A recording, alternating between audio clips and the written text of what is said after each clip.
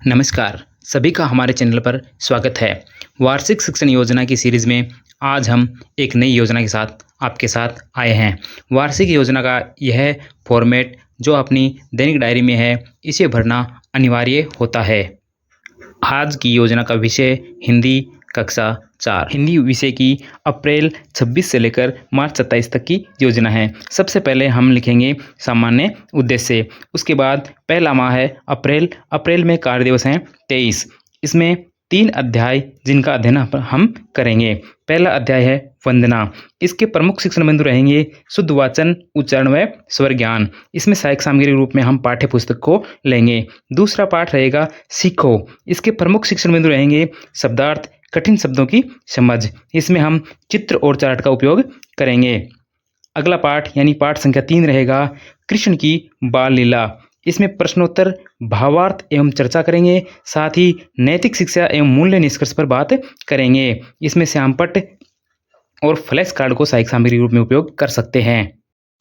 अगला माह है मई। इसमें 23 कार्य दिवस निर्धारित किए गए हैं। इसमें प्रमुख अध्याय रहेंगे 4 और 5। 4 का पाठ है फूलों का नगर। इसके प्रमुख शिक्षण बिंदु हैं पठन कौशल का विकास, साथ ही शब्द भंडार में वृद्धि। इसमें सहायक सामग्री, चित्र, चार्ट व कार्यपत्र काम में लिए जाएंगे। अगला पाठ कक्षा 5 साइकिल।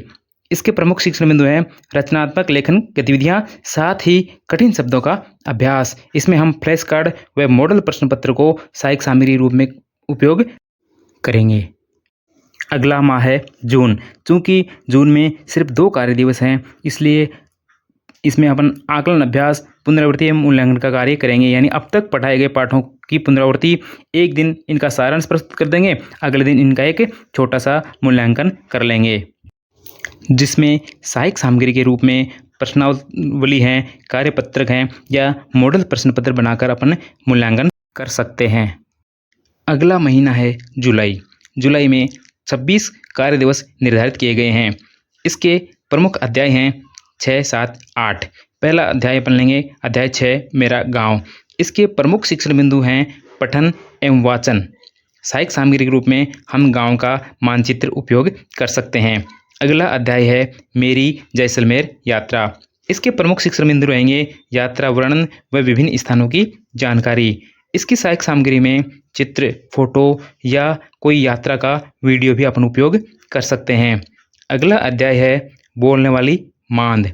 इसके प्रमुख शिक्षण बिंदु हैं मौखिक अभिव्यक्ति एवं चर्चा, शब्दार्थ, मुहावरे एवं इनका वाक्य में प्रयोग। अगला महीना आएगा अगस्त। अगस्त में 23 कार्य दिवस निर्धारित किए गए हैं। इसमें अध्याय संख्या 9 है पत्र। इसके प्रमुख शिक्षण बिंदु रहेंगे पत्र लेखन का अभ्यास। सहायक सामग्री के रूप में हम पत्र के प्रारूप को लेंगे। पत्र का प्रारूप प्रिंट करके बच्चों को देंगे, जिसमें बच्चे पत्र लिखेंगे। इसी महीने में हमें द्वितीय आकलन करना है।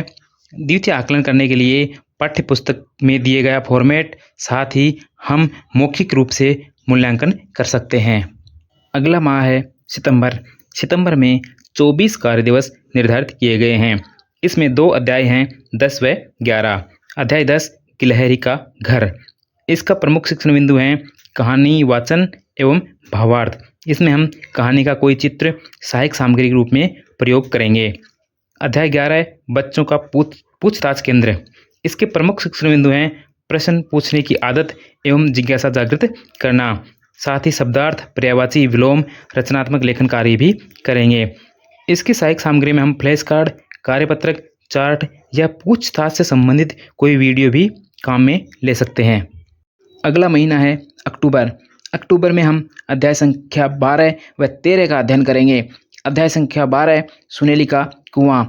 इसके प्रमुख शिक्षण बिंदु हैं प्रकृति एवं पर्यावरण की समझ। इसमें हम चित्र का उपयोग सहायक सामग्री के रूप में करेंगे। अगला अध्याय है इसलिए गिरती हैं पत्तियां। इसके प्रमुख शिक्षण बिंदु हैं वैज्ञानिक दृष्टिकोण का विकास, साथ ही कहानी, भावार्थ एवं चर्चा करना। इसमें सहायक सामग्री के रूप में हम मॉडल या कोई वस्तु या पत्तियां उपयोग कर सकते हैं। इसी महीने में तृतीय आकलन भी करना है। अगला माह है नवंबर। नवंबर में 14 कार्य दिवस निर्धारित किए गए हैं। इसमें हम अध्याय संख्या 14 का अध्ययन करेंगे धरती राजस्थान की, जिसके प्रमुख शिक्षण बिंदु हैं कविता वाचन एवं भावार्थ, राजस्थान की भौगोलिक जानकारी, शब्दार्थ, तुकबंदी, लय एवं छंद के साथ मौखिक अभिव्यक्ति। शिक्षण सहायक सामग्री के रूप में हम राजस्थान के मानचित्र का उपयोग करेंगे, कविता गायन होगा, चार्ट, फ्लैश कार्ड और श्यामपट्ट का उपयोग करेंगे। अगला महीना है दिसंबर। दिसंबर में 25 कार्य दिवस निर्धारित किए गए हैं। इसमें अध्याय संख्या 15 व 16 का अध्ययन करना है। अध्याय संख्या 15 राजस्थान के गौरव। इसके प्रमुख शिक्षण बिंदु हैं सामान्य ज्ञान एवं जानकारी। इसमें हम चित्र, चार्ट या तस्वीर का उपयोग करेंगे। अध्याय संख्या 16 है पूछ किसकी है।